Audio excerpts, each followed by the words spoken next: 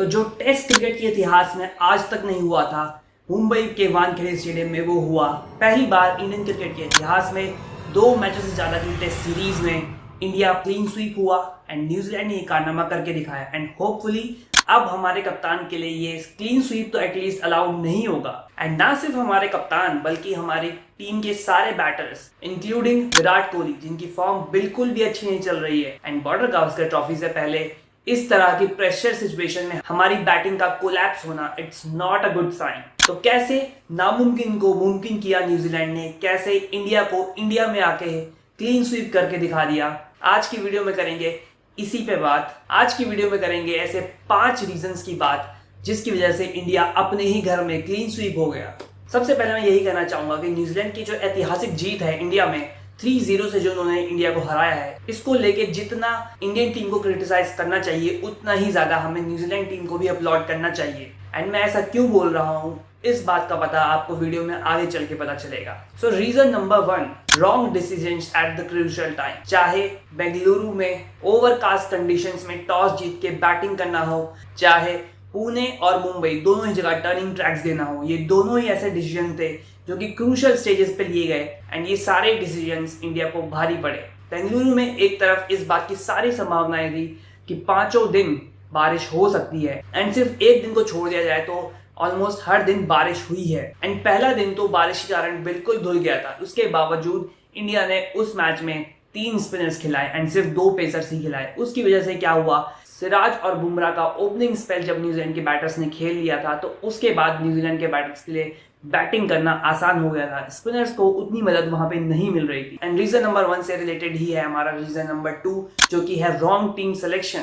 पहले test match में जहां इंडिया को 3 फास्ट बॉलर्स खिलाने चाहिए थे तो वहां पे टीम इंडिया ने 3 स्पिनर्स खिला दिए। एंड वहीं दूसरे और तीसरे टेस्ट मैच में ये देखा गया कि 2 फास्ट बॉलर्स टीम के लिए लग्जरी हो गए थे, बिकॉज दूसरे टेस्ट मैच में आकाशदीप ने इतनी बॉलिंग करी नहीं और वहीं तीसरे टेस्ट मैच में सिराज ने भी कोई खास बॉलिंग नहीं करी। उससे बढ़िया अगर दोनों टेस्ट मैच में अक्षर पटेल को ही खिला लेते तो क्या पता अक्षर पटेल थोड़े बहुत रन ही बना लेते अगर उनको बॉलिंग ज्यादा मिलती भी नहीं तो ये वो सारे डिसीजंस हैं जो कि इंडियन टीम्स को भारी पड़े। रॉन्ग टीम सिलेक्शंस और क्रूशियल स्टेजेस पे गलत डिसीजंस लेना इंडियन टीम को भारी पड़ा। सिर्फ यही नहीं, जब भी न्यूजीलैंड के बैटर्स एक पार्टनरशिप बुन रहे थे या इवन दूसरे और तीसरे टेस्ट मैच में तो ये भी देखा गया कि पारी के सिर्फ तीसरे या चौथे ओवर में ही लॉन्ग ऑन और लॉन्ग ऑफ का फिल्टर कप्तान रोहित शर्मा ने पीछे ले लिया था and it was very shocking to see. दूसरे या तीसरे टेस्ट मैच में एक बार हुआ था कि विल यंग ने अश्विन को एक छक्का मारा, सिर्फ वो पहला छक्का विल यंग ने मारा अश्विन को, लेकिन उसकी अगली ही बॉल पे लॉन्ग ऑन पीछे ले लिया गया था। एंड लॉन्ग ऑन का पीछे लेना तो एक बार के लिए फिर भी समझ में आता है कि वो कुछ किसी तरह से एक अटैकिंग ऑप्शन हो सकता है, लेकिन लॉन्ग ऑफ का फिल्टर पीछे लेने का मतलब आप साफ तौर पे एक रास्ता दे रहे हो बैटर को कि आप ऑफ स्ट्राइक हो जाओ सिंगल लेके, एंड जो कि प्रेशर बहुत कम करता है बैटर के ऊपर से। एंड इवन सुनील गावस्कर ने भी ये बात कही कि रोहित शर्मा बहुत ही नेगेटिव कैप्टनसी कर रहे हैं, स्पेशली फील्ड प्लेसमेंट की जहां तक बात है। तो ये जो दोनों ही रीजन है ये साफ बताते हैं कि ना सिर्फ as a captain Rohit Sharma fail हुए हैं बल्कि एज अ कोच गौतम गंभीर की भी बड़ी जिम्मेदारी बनती है, स्पेशली जहां तक बात आती है टीम सिलेक्शन की और क्रूशियल स्टेजेस पे सही डिसीजंस लेने की।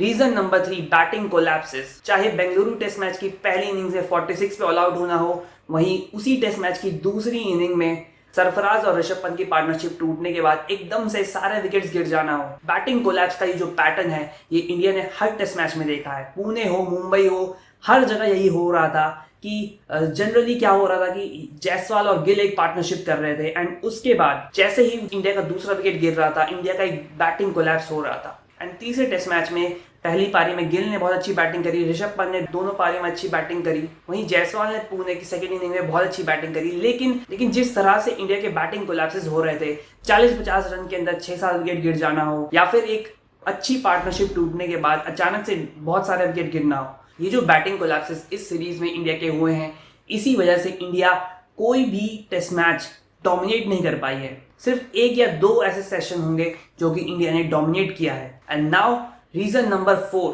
New Zealand negating Ashwin and Jadeja effect. So ये जो रीजन है ये इंडिया के फेलियर से ज्यादा न्यूजीलैंड के सक्सेस के तौर पे काउंट होना चाहिए। बिकॉज अक्सर हमने देखा है कि जब भी कोई टीम इंडिया में आके टेस्ट मैच खेलती है तो अश्विन और जडेजा की जोड़ी ना सिर्फ बॉल के साथ बल्कि बैट के साथ भी विजिटिंग टीम को परेशान करती है। एंड अक्सर ये देखा है कि बैटिंग कोलैप्सेस होते हैं, इंडिया मुश्किल सिचुएशन में होती है, लेकिन या तो अश्विन या तो जडेजा आके एक पार्टनरशिप करते हैं, या तो ऋषभ पंत के साथ या फिर कोई टैलेंटेड बैटर के साथ, और इंडिया को उस मुश्किल सिचुएशन से निकालते हैं। एंड बॉलिंग में भी यही होता है, जब भी इंडिया मुश्किल में फंसती है ये दोनों आके विकेट्स निकालते हैं।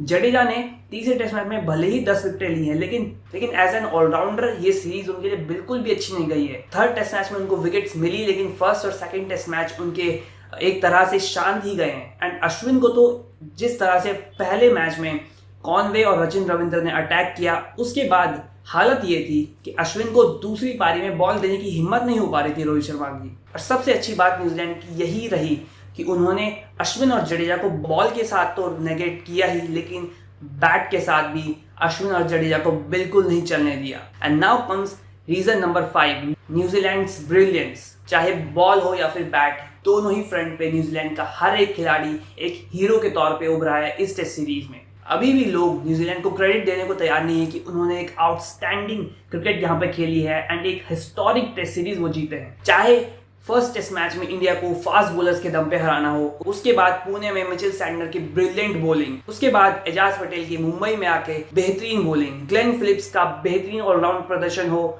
विल यंग का स्पिन के अगेंस्ट एक बेहतरीन गेम, रचिन रविंद्र की सेंचुरी, डेविन कॉनवे की 50s, डेरिल मिचेल की फाइटिंग 50, ये सारे हाइलाइट्स रहे हैं न्यूजीलैंड की इस सीरीज के लिए। विलियम ओरोर्क फर्स्ट टेस्ट मैच की दूसरी पारी में जब न्यूजीलैंड बैकफुट पे जा चुका था सरफराज और पंत की पार्टनरशिप के बाद, वहां पे आके उन्होंने नई बॉल से विकेट्स ली। मैट हेनरी ने पहली पारी में इंडिया को खत्म किया था। उसी टेस्ट मैच की फर्स्ट इनिंग्स में जब रचिन रविंद्र ने टिम साउदी के साथ मिलकर एक क्रूशल पार्टनरशिप करी, जो कि अंत में जाके काफी इंपॉर्टेंट साबित हुई टेस्ट मैच के नजरिए से। उसके बाद दूसरा टेस्ट मैच मिचेल सैंटनर का फर्स्ट इनिंग्स में बेहतरीन स्पेल, उसके बाद दूसरी इनिंग्स में जब जायसवाल बहुत अच्छा खेल रहे थे, उसके बावजूद सैंटनर ने वहां पे आके विकेट्स ली एंड न्यूजीलैंड को वो टेस्ट मैच जिताया।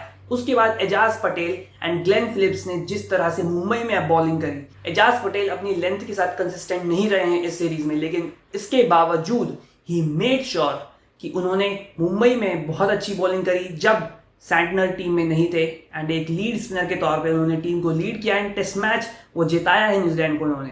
विल यंग जो इससे पहले वाले दौरे पे आए थे, स्पिनर के सामने वो बिल्कुल भी स्ट्रांग नहीं लग रहे थे। He was looking like a walking wicket in that tour, but इस टूर में जिस तरह से उन्होंने प्रोग्रेस करी है, जिस तरह से अपने गेम को डेवलप किया है, स्पेशली स्पिनर के सामने वो बहुत ही कॉन्फिडेंट लग रहे थे। अपने डिफेंस को उन्होंने ट्रस्ट किया, जब उनको अटैक करने का मन था उन्होंने अटैक भी किया, and that was the highlight of his game in this series. New Zealand के लिए सबसे बेस्ट की बात रही कि उनके बेस्ट बैटर केन विलियमसन इस सीरीज में नहीं खेले थे, एंड जो केन विलियमसन के रिप्लेसमेंट बन के आए Will Young, he was the man of the series in this series. So एक हिस्टोरिक टेस्ट सीरीज जीती है न्यूजीलैंड ने, एंड अब एक हिस्टोरिक टेस्ट सीरीज इंडिया खेलने जा रहा है। उससे पहले एक हिस्टोरिक क्लीन स्वीप का सामना करना पड़ा है इंडिया को अपने ही घर में। तो सवाल बहुत ज्यादा है इंडियन टीम मैनेजमेंट के सामने, इंडिया के कप्तान रोहित शर्मा के सामने, विराट कोहली के सामने, एंड इंडिया की पूरी बैटिंग के सामने। लेट्स सी इंडिया ऑस्ट्रेलिया को कैसे फेस करती है, बॉर्डर गावस्कर ट्रॉफी के लिए इंडिया किस तरह से प्लान करती है। So let's see what happens in border Gavaskar trophy. आपको क्या लगता है कि किस वजह से इंडिया ये सीरीज हारा है? मुझे कमेंट बॉक्स में जरूर बताइए। वीडियो पसंद आई तो वीडियो को लाइक कीजिए, वीडियो को ज्यादा से ज्यादा लोगों के साथ शेयर भी कीजिए। ऐसे ही और कंटेंट के लिए चैनल को कर दीजिए सब्सक्राइब। मैं मिलता हूं आपसे नेक्स्ट वीडियो में।